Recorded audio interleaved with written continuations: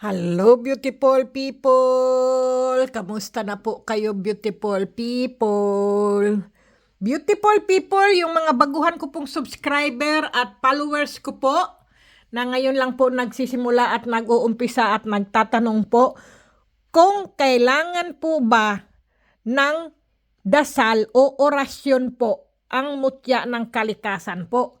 Beautiful people, sa pagkakaalam ko lang po, pero magtanong-tanong din po kayo sa iba, dahil ang alam ko lang po, sa akin lang po, no?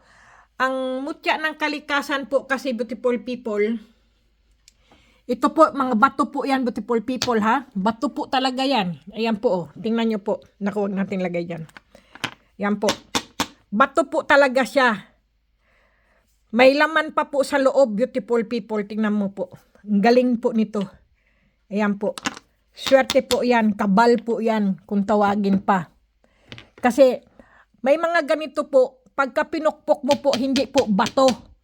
Kundi, ano tawag nyoon? Yung po bang, ano ba tawag doon? Yung po bang kumakalingsing na parang ano po? Saan ba yung aking? Ganito po ba? Saan ba yun? Kumakalinsing po siya na parang ano lang din po siya yung, ano tawag, bato rin to eh. Ano po ba? Wala akong ano eh. Yung po bang parang sigay? Ano ba yon? Yung, ano po ba? Ano tawag niyan? Yung parang pong, tawag ba niyan, oy? Yung parang po ano ng tahong? Yung tunog niya po. Pero ito po ay mga gawa po ito ng kalikasan po. Lahat po ito ay mga gawa ng kalikasan, beautiful people. Mga ano po sila, naging bato. Talagang sa ilang years po sila sa labas o sa ilalim. O kung ano man po sila, beautiful people, sa mga million years na po ba. Na naging puzzle na po ba sila, beautiful people, sa tagal ng panahon, mga hindi pa tayo pinanganak, ay nahandyan na po sila. Ngayon po, sumisingaw po sila sa lupa. Ganyan po, nakikita na pupulot po natin sila. Ganoon po. Pagka tayo nang hahanting, lumilitaw po sila, beautiful people.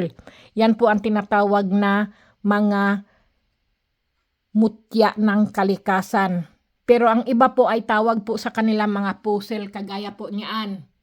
Yaan po. Kasi noon pa po yan.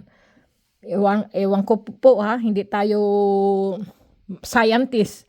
Yan po ay mga puzzle na po na kapanahunan pa siguro ng mga dinosaur po ba. Yaan po, yaan.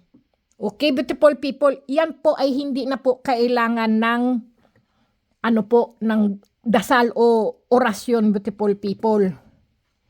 Alam nyo naman po ang mga kristal po, ang mga ano po, yan po ay mga gawa na po yan ng kalikasan. Ang iba po kasi, beautiful people, humuhubog po sila. Kusa na po. Kasi po, hindi natin malaman, beautiful people, kasi hindi tayo nakasubaybay. Hindi po sila naka-video camera na paano sila naging ganyan o ganito o ano. Meron na rin po ngayon, beautiful people, na susubaybayan noong kapanahunan pa po noon.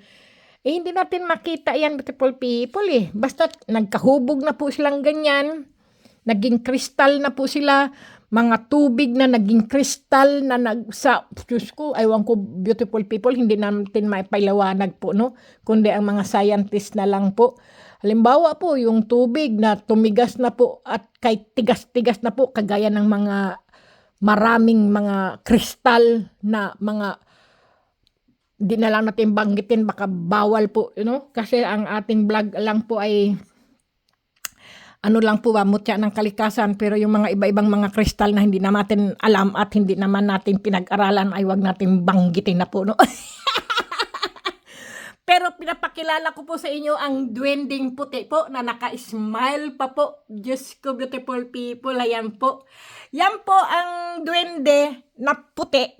Yan po ay naghihiling po siya ng ano po yan, ng sakit. Nagpapagaling po yan ng sakit, beautiful people, ang duwending puti. Kapag naman po ang duwending kulay green po, ay pera po yaan. Ganyan po. Hindi ka po maubusan ng pera, ng pagkain po kapag duwende na kulay green. Kung kayo lang po ay nagtatanong, beautiful people ha, at hindi naman po tayo, ano po no, master sa mga ganyan, at hindi naman po tayo, ano po no, magtanong-tanong din po kayo sa iba, beautiful people, okay? Kasi ang alam ko lang po, yun lang po ang sinasabi ko. Ganyan po, ang puting duwende ay maganda po yan. Naghihil po yan ng sakit. Tapos ang green, yan lang po ang pinili ko sa pera naman. Kasi po, kung wala tayong sakit at may pera tayo, di pa po ang sarap ng buhay natin. May pera nga po tayo, kung may sakit naman po tayo, di ba hindi rin maganda? May sakit na tayo, tapos wala pa tayong pera. Diyos ko po, para na tayong dinaganan ng kasing laki ng bato na pinukpok sa ulo natin. Diyos ko po. Hindi, beautiful people, pasensya na po kayo sa mga sinasabi ko po na disclaimer lang po. Yaan lang po sa baguhan ko pong subscriber. Ngayon lang po niya napanood yung aking mga video po. At salamat at nakapasok ka at napunta yung video ko sa iyo at napanood mo. Maraming salamat. At sa mga datihan ko pong mga subscriber, maraming salamat sa walang sawa nyo pong panonood at nakaabang lagi ng bago ko pong mga video. Pasensya na rin po dahil alam nyo naman, beautiful people, nagtatrabaho po kasi ako. Kung hindi po ako magtrabaho ay wala po akong pambayad ng upa ng aking bahay po. Ako po ay nangungupahan lang, beautiful people, dito sa Europe. Kailangan magtrabaho. Okay? Baka sa summer, beautiful people, kasi po winter po dito, puro snow po ang lupa. Ang mga ilog at mga kabundukan o kung ano mang paligid po, puro po snow. Winter po, siguro po mga July, August, September po, ganyan po ang summer ay maganda po. Okay? Pwede po tayong manghunting dahil ang tagal ko na rin po, 4 years na yata kung hindi nanghahunting. Yung mga video na papanood nyo po, mga luma na po kasi yan, beautiful people, yung nanghahunting po ako. Ewan ko po din, naghunting din pala ako nung ibang araw po, no? Yung may time po ako. Nakapang-hunting din pala ako. Opo, may ano rin po ako. Kasi po, busy po ako sa trabaho, kaya nakalimutan ko po kung nang-hunting ako, ano po eh. Okay, beautiful people, kaya yung nagtatanong po, kapag mutya po ng kalikasan, ay hindi na po kailangan ng orasyon o ng, ano po, ng dasal, o pakainin ng dasal o pakainin po ng orasyon, hindi po. Kasi po, yan po ay mga mutya ng kalikasan po yan. Ang alam ko lang po, yung nalalaman ko lang po, ang medalyon lang po at saka yung, alam nyo beautiful people, yung pong nagtatanong po yung sa bao o kaya po doon sa isang mata o walang matang bao po, no? Yan din po ay, hindi na rin po yan dapat ano po yung dasalan o orasyonan kasi galing din po yan sa kalikasan. Ang alam ko lang po kasi yung medalyon, kasi metal po yun, bakal po yun. Pero ang laman po kasi ng bao, beautiful people, ang laman po ng bao, marami po yung nilalaman po dyan. Binibigyan niya po ng mga tao po yan ng mga abularyo o mga antingero, ng mga dasal po o mga ano po yan, ng orasyon po. Para gumana, beautiful people. Totoo po yun. Yung mga nagtatanong lang po, no? Kapag po kasi, nasa inyo din po yun, beautiful people. Halimbawa po, ano po kayo, naglimos po kayo sa bao na isang mata o walang mata. Yan po, sa loob po kasi yan, beautiful people, may laman po yan. Ano-anong mga nilalaman po dyan. Nilalagyan po nila ng orasyon po yan. Nasa inyong kagustuhan din po kung gusto niyang orasyonan at anong ipapasok po doon sa loob ng ano po ng bao. Mas maganda nga, beautiful people, kung kayo po ay magpagawa o ano po no, yung anong tawag niya no yung po bang maglimos ng ano po ng bao na isa ang mata o walang mata po, kailangan nahandoon din po kayo. Kasi po, mas maganda yung alam nyo po anong orasyon ang nakalagay doon po sa loob ng inyong ikikwintas nyo po. Pero yung iba kasi, beautiful people, mayroon na pong ipinasok doon. May mga orasyon na po at may mga ano na rin po, no? Yung dasal na ipinasok po doon sa ano. Kukunin nyo na lang po. Ganyan po. Totoo po yan, beautiful people. Totoo po yan. Kasi po, yung mga dasal po doon at saka mga orasyon na ipinasok po, talagang mabisa po. Lalo na yung magaling po siyang gumawa ng mga ganyan po, no? Yung mga orasyon, kung ano. Kasi po, meron pong pampaswerte at meron din pong pang ano po, yung pananggalang. Ganoon po. Marami po marami po yan Kasi po, kumbaga po, ay inyo po yan ay parang agimat nyo na po yan o anting-anting po. Kapag suot-suot nyo po yan, kung takot po kayong lumabas na mag-isa at beautiful people, hindi naman tayo natatakot na lumabas mag-isa po kung wala tayong kasalanan po di ba po? Pero kung kayo po'y nakagawa ng kasalanan, beautiful people, siyempre hahantingin kayo sa ginawaan nyo po ng kasalanan. Kung ano po yung ginawa nyo, baka ibalik sa inyo. Ganun. Kaya wag tayong maging beautiful people yung aywan ko po ba kung anong masabi ko po, no? Yung wag tayong mang-abuso ng mga tao po o manloko po ng mga tao. Kasi po, pag nanloko po tayo ng tao, beautiful people, magagalit po yan sa atin. Ngayon po, gagantihan po tayo. Kaya wag na wag po tayong manloko ng kapwa natin. Kasi po, sa init ng ulo niya, anong nagawa niya sa inyo. Kaya wag na wag tayong magsinungaling at wag manloko ng tao, beautiful people. Kasi siyempre po, pagka nanloko tayo, ibabalik po yan sa atin. Kaya mag-iingat din, beautiful people. Wag natin abusuhin ang taong mabait. Dahil kapag po yan ay gumante, ay kakaiba po yan. Lihim po yan na gaganti sa inyo. Anong nangyari sa inyo? Kaya mag-iingat din, beautiful people. Okay? Totoo po yan, napakaraming antingero, beautiful people, na manggagawa po ng mga bao na isa ang mata o wala ang mata po. Yan po talaga, may mga orasyon po yan, may mga din po yan, may mga laman na dasal. Kaya lang po, yung iba po, minsan po, nawawala din po ang ang orasyon o ang dasal po niyan sa loob. Para po bang din po siya, yung parang lumipas na po yung dasal niya o yung orasyon niya po ba, hindi na po tumatalab. Ganyan po. Kung minsan naman po, may nalalaos, kumbaga po, ano ba yan? May, ganun po ba yun? Nalalaos yung kanyang hindi naman po yun. Hindi po ganun kasabihan Hindi po ganyan ang salita po yung nalalaos. Yung po bang, kusa na lang po bang nawawala ang niya po ba? Ang kanyang lakas o yung kanyang agimat, yung kanyang anting-anting po, para po bang nawalan na po ng po ba, tawag diyan? Hindi na po ba gumagana?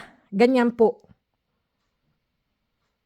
Kaya kung kayo po ay bibili, beautiful people, o maglilimos po ng ganyan, magtatanong din po kayo sa inyong nilimusan o binilhan po.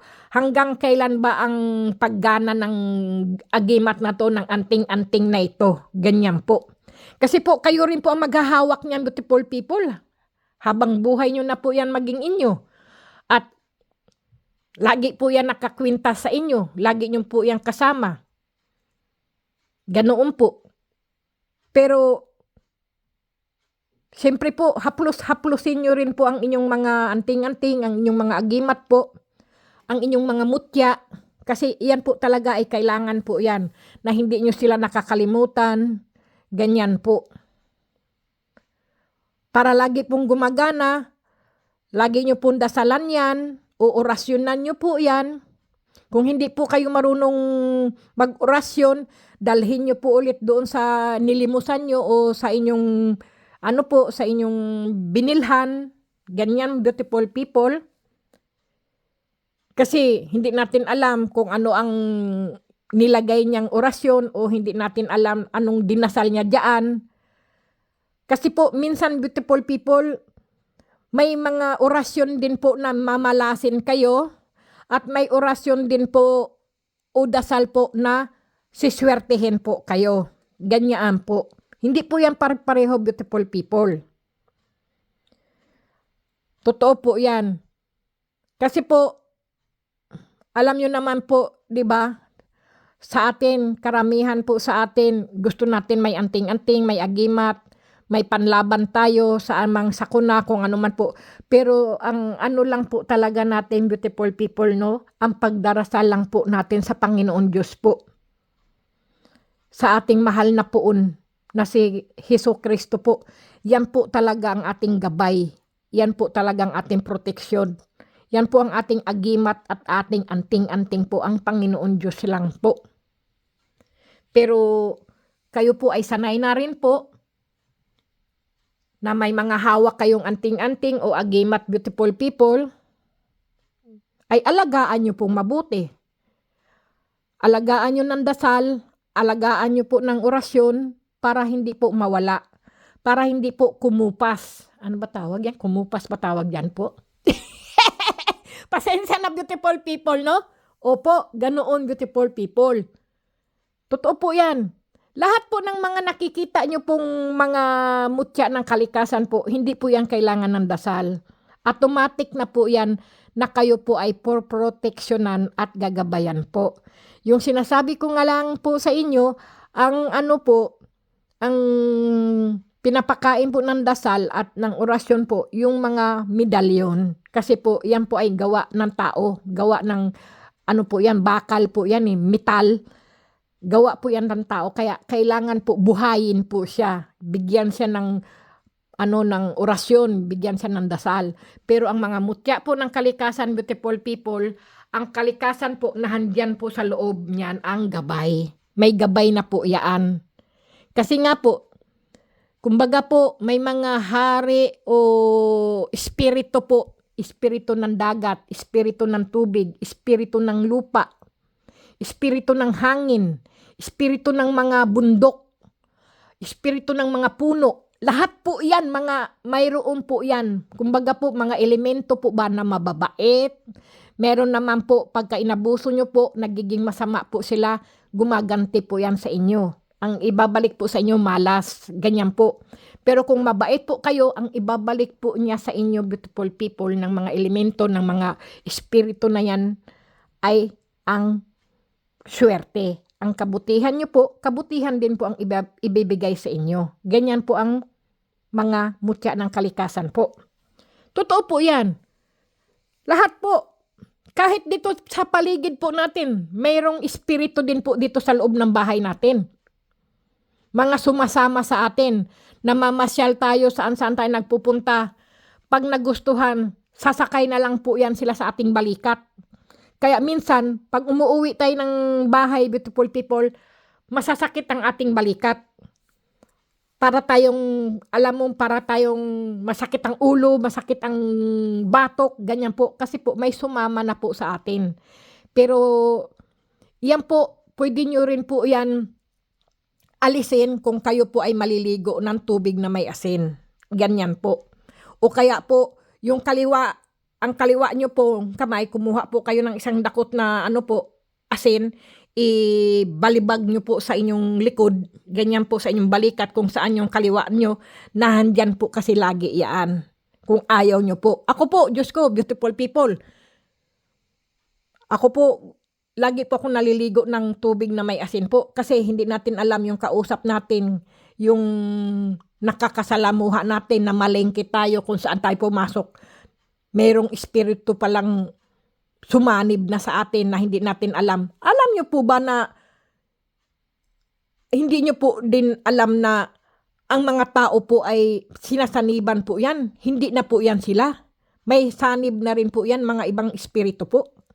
Kaya nag-iiba po ang behave nila. Nag-iiba po ang kanilang ugali kasi may sumanib na po. Kasi nalalaman nyo, bakit kanina kay bait-bait niya, ngayon naging na siya, salbahe, naging suplado, naging suplada. Kasi po, mayroon na pong pumasok sa kanila po na iba ang ugali, espiritu po. Ganoon, beautiful people. Kaya paiba-iba po ang ating ugali po. Kasi parang may sumasanib na po. Mayroong dumaan o mayroong ka pong ano na po ba, nakatungtong sa iyong balikat po.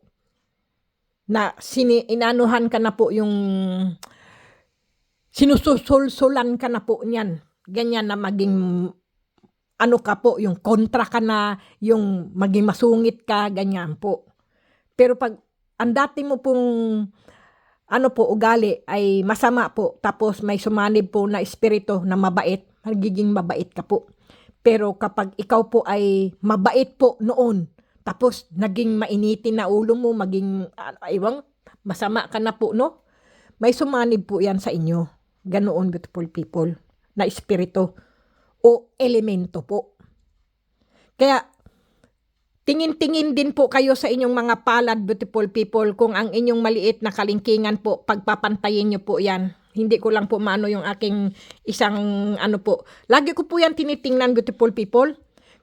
Kasi may gumawa ba ng masama sa'yo, tao man o elemento. Kasi po, alam nyo naman, beautiful people, di ba po?